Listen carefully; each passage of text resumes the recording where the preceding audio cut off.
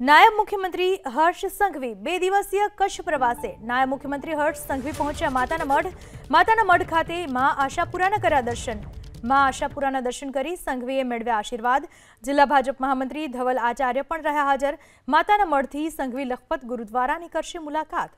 નાયબ મુખ્યમંત્રી હર્ષ સંઘવી જેઓ કચ્છ માતાના મઢ ખાતે દર્શન કરવા માટે પહોંચ્યા હતા।